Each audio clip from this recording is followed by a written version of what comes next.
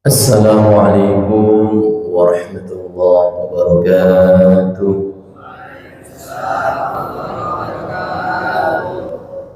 Alhamdulillahillazi bi ni'matihi tatimmus shalihat. Allazi hadana li hadza wa ma kunna linahtadiya laula an hadana Allah. Asyhadu an la ilaha illallah wa asyhadu anna Muhammadan 'abduhu wa rasuluh. Sallallahu alaihi wasallam taslima. Allahumma salli wa sallim wa barik ala sayyidina Muhammadin wa ala alihi wa ashabihi wa man tabi'ahum bi ihsanin ila yaumiddin, amma ba'du. Hadirin hadirat jamaah Masjid Al-Jihad yang dimuliakan oleh Allah Subhanahu wa taala. Marilah dalam kesempatan yang penuh barakah ini kita senantiasa bersyukur pada Allah Subhanahu wa taala atas segala nikmat-nikmatnya. Dan marilah kita bersama-sama bersolawat kepada baginda Nabi Muhammad sallallahu alaihi wasallam dengan mengharapkan syafaatnya. Dalam kesempatan ini para jamaah, izinkanlah saya menyampaikan beberapa kisah dan materi dalam surah Al-Baqarah ayat 102 mengenai tentang sejarahnya ilmu sihir yang berdasarkan surah Al-Baqarah ayat 102. Materi ini yang mana ada hubungannya dengan materi-materi sebelumnya, yaitu tentang tafsir ayat kursi. Dalam kesempatan ini, sebelum kita masuk pada materi surah Al-Baqarah 102 yang membawa mushaf bisa dibuka. Dahulu kala ada sebuah daerah yang mana daerah tersebut dikenal oleh orang-orang pusat atau peradaban sihir itu dimulai, yang kita kenal dengan daerah Babilonia. Kalau sekarang ini namanya negara Irak. Negara mana? Irak. Babilonia ini ada yang mengatakan Abwabullah, pintu-pintunya Allah. Istilah Babilonia ini, nama ini dicetus oleh seorang yang masih ada hubungannya dengan Nabiullah Adam alaihissalam. Jadi ada Nabi Adam, Nabi Syith, Nabi Anush, kemudian Nabi Kinan dan Mihlail. Jadi Mihlail ini yang memberi nama Babilonia, yang kita kenal sekarang ini dengan negara Irak. Dulu di situ ada seorang laki-laki yang sangat masyhur, yang sangat terkenal di zamannya. Dia menguasai ilmu sihir, dikenal, dijuluki dengan Sahirul Akbar, seorang penyihir yang handal. Bahkan ada yang mengatakan dia dijuluki Zoroaster, seorang penyihir yang sakti saat itu di zamannya. Kemudian dia hijrah, pindah dari Babilonia menuju ke Persia, atau yang sekarang ini kita kenal dengan Iran atau Iran. Di sana mengajarkan ilmu-ilmu sihir dan pengikutnya begitu banyak sampai dia wafat atau meninggal dunia di Iran atau Persia. Setelah dia meninggal, karena sudah terlanjur Banyak orang mengetahui bahwasanya dia berasal dari daerah Babilonia. Dari berbagai penjuru dunia, mereka berbondong-bondong menghabiskan dana untuk pergi ke Babilonia, karena asal dari Zoroaster itu dari Babilonia. Di sana belajar ilmu sihir. Setelah mempelajari ilmu sihir dari beberapa negara orang-orang tadi, setelah meninggalnya Zoroaster ini, banyak sekali kekacauan yang muncul para jamaah. Nah, kekacauan ini muncul sehingga Allah Subhanahu wa taala mengutus Nabiullah Sulaiman alaihi salam. Konon ceritanya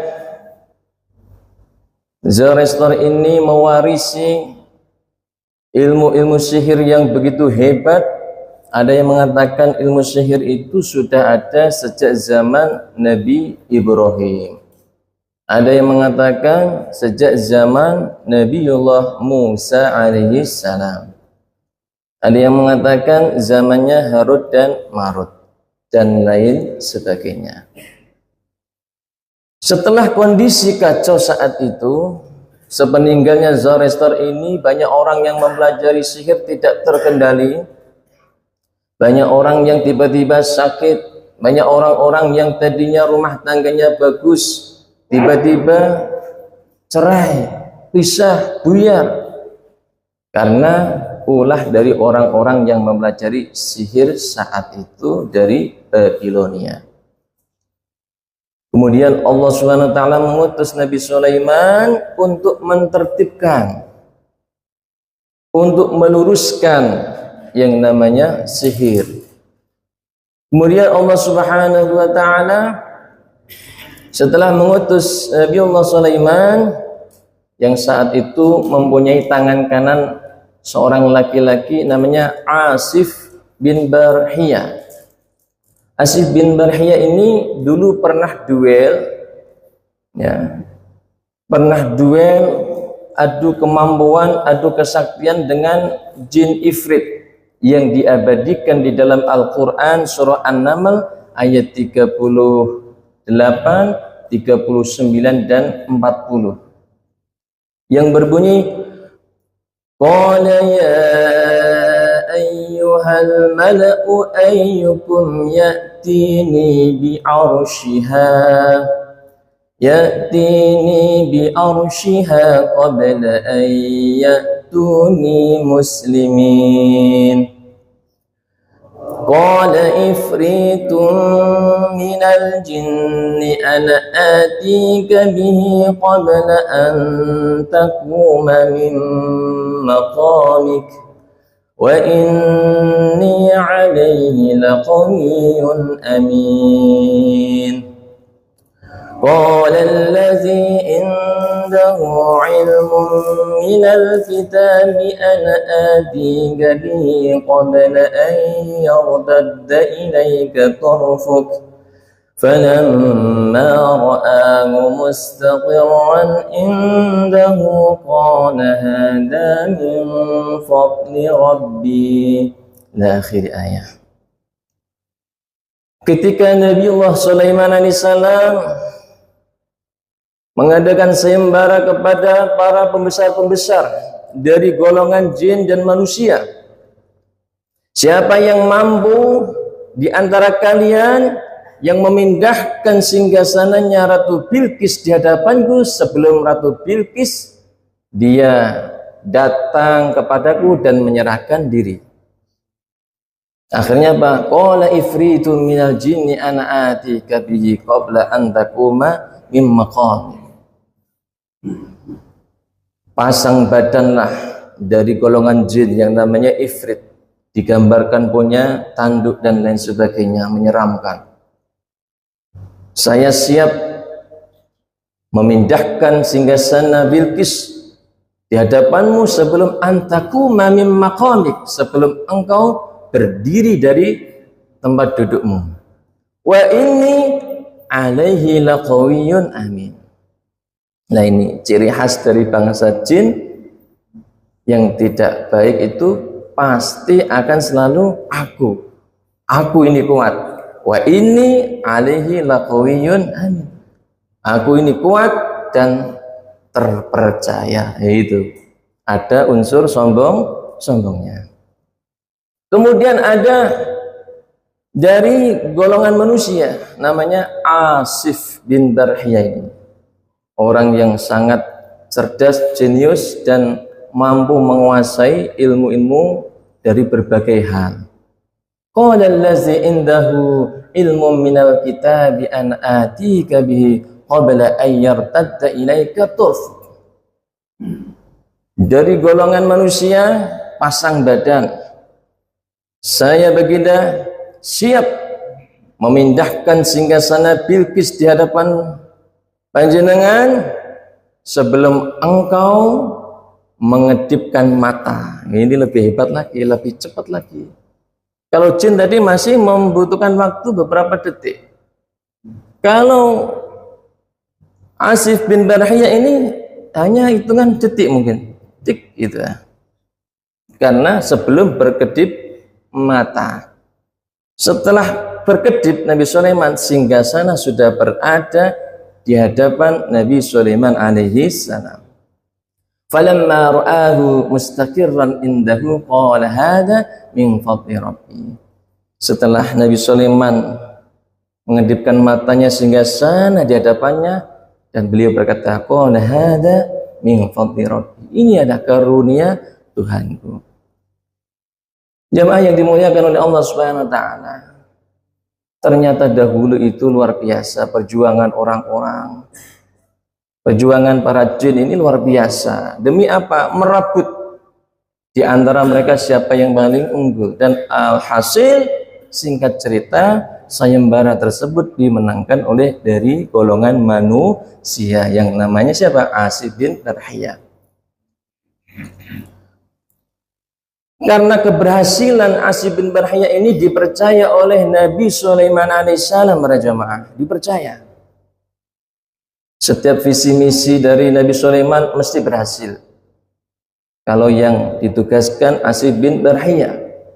Kemudian karena kondisi saat itu sihir-sihir berada di mana-mana, marak merajalela, mewabah yang tidak karuan sampai banyak kesyirikan-kesyirikan yang terjadi saat itu, para jamaah. Akhirnya Nabi Sulaiman memerintahkan Asif,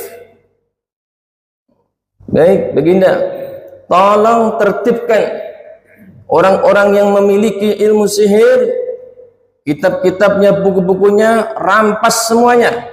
Katakan kalau mereka tidak mau menyerahkan, saya pastikan dia akan saya bunuh, saya habisi. Karena apa? Inilah, karena banyak kesyirikan, kekacauan, teror dan lain sebagainya di mana-mana, ketegasan Nabi Sulaiman alaihi salam. Akhirnya dikumpulkan dari beberapa daerah penjuru dan berhasil, para jamaah.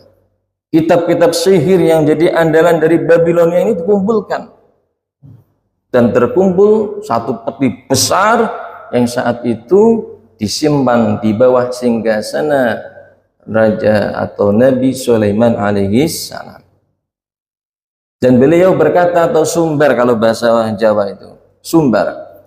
Saya pastikan sing sapa wong ngambil kitab sihir iki, nah gitu. Kalau dia dari golongan jin, saya pastikan dia akan mati terbakar. Kalau yang mencuri dari golongan manusia, saya pastikan dia akan binasa. Akhirnya saat itu mulai kondusif, sehingga pasukan-pasukan pengikut Nabi Sulaiman itu dari berbagai golongan manusia, jin, hewan, semua berkumpul di situ, tunduk dan takluk kepada Nabi Sulaiman alaihi salam. Nah, di situ yang namanya manusia tidaklah kekal abadi, para jamaah. Kalau sudah Allah memanggil pulang, qalu inna lillahi wa inna ilaihi raji'un. Akhirnya setelah kondisi saat itu aman di bawah kekuasaan Nabi Sulaiman alaihissalam, yang beliau berada di Yerusalem atau Palestina kalau sekarang itu. Memang Palestina ini negara yang penuh sejarah para jamaah, penuh sejarah di situ. Sampai sekarang kalau kita lihat, seakan-akan Palestina ini menjadi sebuah negara yang terzalimi di seluruh dunia. Karena apa? Di dalamnya menyimpan hasanah keilmuan agama Islam. Hari berganti bulan, berganti tahun, akhirnya Nabi Sulaiman wafat. Setelah wafat, ini muncul lagi para jamaah. Muncul lagi, terjadi kekacauan. Mulailah para jin-jin yang kafir ini mulai membisiki manusia, kamu pingin sakti, pingin bisa ilmu segala-galanya, itu ada peti besar di bekas singgasananya Sulaiman, ambillah. Sebab jin ini nggak bisa ngambil secara langsung, dia harus membawa apa? Perantara, harus ada yang menjadi wasilah. Siapa? Manusia. Kalau manusia kan aman, nggak terbakar, karena tadinya yang akan membinasakan adalah Nabi Sulaiman. Akhirnya diambil, dicuri. Nah, di situ muncul sihir sampai saat ini. Kita nanti akan masuk pada surah Al-Baqarah 102 yang berbunyi, a'udzubillahi minasyaitonirrajim, wattaba'u ma tatlu syayatinu ala mulki Sulaiman. وَمَا كَفَرَ سُلَيْمَانُ وَلَكِنَّ الشَّيَاطِينَ كَفَرُوا يُعَلِّمُونَ النَّاسَ السِّحْرَ وَمَا أُنْزِلَ عَلَى الْمَلَكَيْنِ بِبَابِلَ هَارُوتَ وَمَارُوتَ وَمَا يُعَلِّمَانِ مِنْ أَحَدٍ حَتَّى يَقُولَا إِنَّمَا نَحْنُ فِتْنَةٌ فَلَا تَكْفُرْ فَيَتَعَلَّمُونَ مِنْهُمَا مَا يُفَرِّقُونَ بِهِ بَيْنَ الْمَرْءِ وَزَوْجِهِ وَمَا هُمْ بِضَارِّينَ بِهِ مِنْ أَحَدٍ إِلَّا بِإِذْنِ اللَّهِ وَيَتَعَلَّمُونَ مَا يَضُرُّهُمْ وَلَا يَنفَعُهُمْ وَلَقَدْ عَلِمُوا لَمَنِ اشْتَرَاهُ مَا لَهُ فِي الْآخِرَةِ مِنْ خَلَاقٍ وَلَبِئْسَ مَا شَرَوْا بِهِ أَنفُسَهُمْ لَوْ كَانُوا يَعْلَمُونَ. Dari ayat ini sebuah penjelasan yang fungsinya meluruskan anggapan-anggapan para syaitan-syaitan dan orang-orang yang kafir. Jadi Nabi Sulaiman yang tugasnya meluruskan, justru malah diputarbalikkan faktanya. Akhirnya di zaman Rasulullah, Al-Quran diturunkan sebagai apa? Penjelas, meluruskan doktrin-doktrin yang sesat saat itu. Karena materi ini sangat panjang, nanti akan saya bagi dua sesi. Saat ini sebelum zamannya Nabi Muhammad, dan yang akan datang insya Allah akan kita bahas sihir di zamannya Nabi Muhammad SAW. Wattaba'u ma taslu syayatinu ala mulki Sulaiman, dan mereka mengikuti apa yang dibaca oleh syaitan-syaitan pada masa kerajaan Sulaiman.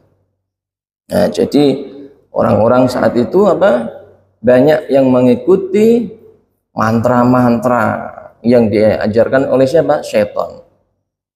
Di zaman Nabi Sulaiman yang tadinya belum ditertibkan tadi itu.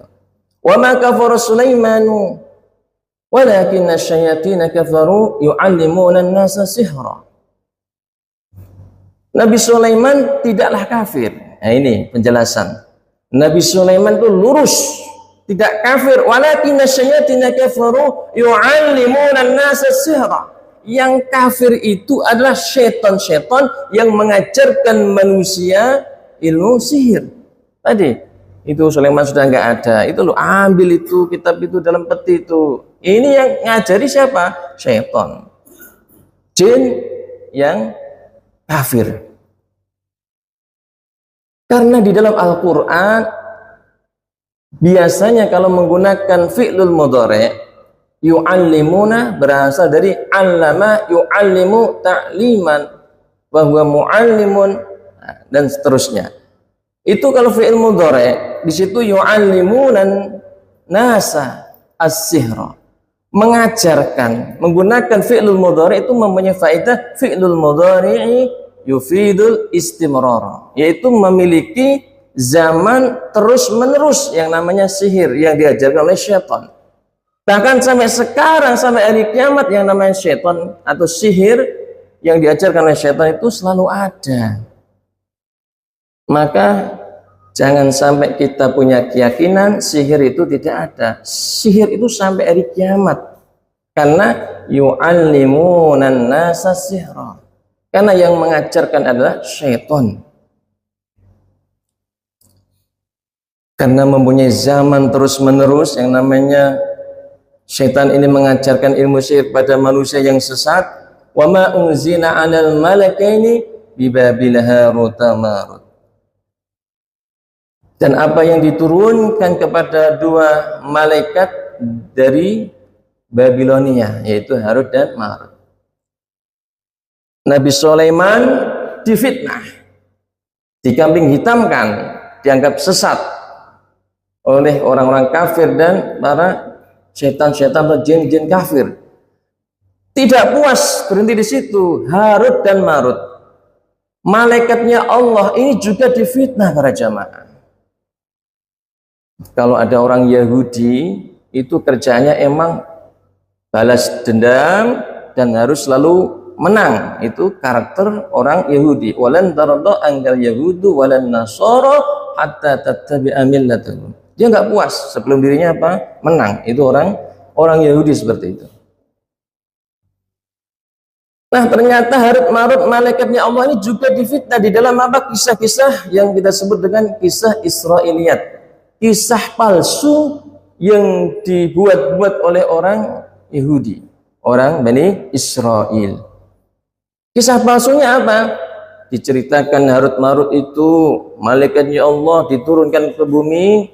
Ternyata ketika saat itu melihat perempuan yang cantik, kemudian apa? Diperkosa dan lain sebagainya, melakukan zina.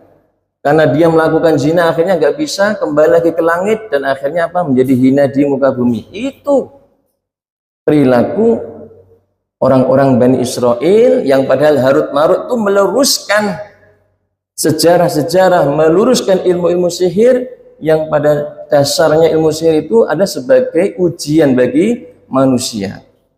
Sebagai ujian para jamaah. Jadi dikatakan Harut Marut ini adalah malaikat yang melakukan apa? Dosa. Dosa apa? Dosa zina dan dosa membunuh. Padahal Al-Quran surah At-Tahrim juz 28, la ya'sunallaha ma amarahum yaf'aluna ma yu'marun. Yang namanya malaikat itu selalu taat setiap perintah dari Allah Subhanahu wa ta'ala, enggak malah ndeloki wong adus, bukan. Tapi apa? Dia selalu taat. Tapi kejinya orang Bani Israel itu membuat kisah-kisah palsu sampai-sampai dikatakan malaikat karena melakukan zina. Naudzubillah, summa naudzubillah. Ternyata kisah yang benar itu adalah malaikat Harut Marut diturunkan oleh Allah saat itu. Sebelum zaman Nabi Sulaiman alaihissalam. Kita diturunkan di Babilonia mengajarkan tentang apa? Sihir. Yang di situ sihir itu untuk apa? Menandingi, untuk menjelaskan, mengajarkan pada orang-orang saat itu, karena saat itu juga sudah ada marak ilmu sihir juga yang dilakukan oleh orang-orang Yahudi dari Bani Israel yang saat itu tidak terima dengan seorang raja, tidak terima dengan Nebukadnezar, itu raja saat itu di Babilonia. Karena apa? Raja ini yang bisa dikatakan raja yang adil dan baik. Karena apa? Menangkap orang-orang Yahudi yang menyerang Palestina. Karena ditangkap, nggak terima, karena punya kemampuan sihir, dia menggunakan ilmu sihirnya di dalam apa? Penjara. Jadi saat itu muncul banyak sekali kejadian-kejadian yang sangat luar biasa dari apa? Teror sihir itu. Akhirnya ini adalah ayat Al-Quran sebagai bantahan bahwasanya Harut Marut itu orang malaikat yang taat pada Allah Subhanahu wa ta'ala. Ada yang mengatakan Harut Marut itu adalah malaikat Allah yang melakukan dosa itu fitnah yang amat sangat kecil. Naudzubillah summa naudzubillah. Kemudian apa yang diajarkan oleh Harun dan Marut, wa ma yu'allimani min hadin hatta yakuna innama nahnu fisatu fala takfur. Dia mengajarkan, meluruskan sihir-sihir itu adalah sebuah ujian, diajarkan pada orang-orang saat itu. Tapi orang-orang mengambilnya hanya ilmu sihirnya, tidak pesannya. Ini yang menjadi gagalnya dari misi Harut dan Marut. Ya, yang namanya usaha itu kan ada berhasil, ada yang gagal. Berhasil hanya berapa persen? Misalnya kalau 10%, 90% tidak berhasil, itu bisa dianggap kurang berhasil atau gagal. Akhirnya apa? Difitnah. Ialah Harut dan Marut. Kemudian fayata'allamuna minhuma ma yufarriquna bi bainal mar'i wa zawji. Maka mereka mempelajari suatu dari malaikat itu, dari Harut Marut itu diajarkan, dan sayangnya manusia itu mengambil ilmu dari Harut Marut, ilmu tentang sihirnya, tapi apa? Tidak mengambil pesannya. Kamu boleh mempelajari ini, tapi jangan kamu salah gunakan. Sekali kamu menyalahgunakan, kamu tidak akan mendapatkan apa? Kebahagiaan akhirat. Akhirnya apa? Ma yufarriquna bi bainal mar'i wa zawji. Karena pesan dari Harut Marut tidak dipakai oleh orang-orang saat itu, sehingga muncul banyak teror, santet, sihir dan lain sebagainya. Banyak orang-orang apa yang tadinya adem ayem, gara-gara dengan ilmu sihir ini orang yang rukun dalam rumah tangganya pisah, goyah dan lain sebagainya. Karena apa yang digunakan adalah jin jasim. Jin jasim ini adalah jin yang fungsinya, tugasnya adalah untuk membuyarkan rumah tangga seseorang. Nah, jin ini termasuk jin yang dibanggakan oleh iblis. Jin yang dibanggakan oleh apa? Iblis. Iblis itu juga jin, cuman tidak mati kecuali hari kiamat. Kalau yang lain juga ada mati juga. Tapi kalau iblis ini emang ada tenggang waktu, minta pada Allah agar dipanjangkan umurnya sampai hari kiamat. Tapi selain dari iblis ini, mereka juga beranak pinak dan mati. Ini yang namanya jin jasim, yang tugasnya membuyarkan rumah tangga manusia, itu menjadi apa? Kebanggaan. Karena apa? Prestasi yang dicapainya dalam menghancurkan sebuah keluarga. Dulu sudah ada para jemaah. Jin apa namanya? Jin jasim itu. Nah. Lalu bagaimana solusinya agar kita selamat? Membaca doa setiap aktivitas. Setiap masuk rumah, bacalah salam, assalamualaikum. Kalau Yai Maimun Zubair almarhum, beliau mengajarkan ketika masuk rumah agar barokah itu membaca salam dan ditambahi dengan surah Al-Ikhlas 3 kali. Qul huwallahu ahad, Allahus samad, lam yalid wa lam yulad wa lam yakul lahu kufuwan ahad 3 kali. Itu kalau beliau mengajarkan pada santrinya itu. Kemudian wa ma hum bidarri nabi min ahadin illa biidznillah. Ya. Jadi mereka para ahli sihir itu sebenarnya tidaklah bisa melakukan sesuatu yang manfaat dan madarat. Tidak bisa melakukan madarat illa biiznillah, kecuali izin Allah. Wa yata'allamuna ma yadurruhum wa la yanfa'uhum. Mereka mempelajari sesuatu yang tidak memberi madarat kepada siapapun dan tidak ada manfaatnya. Jadi pada hakikatnya sihir itu tidak membawa manfaat, justru malah apa?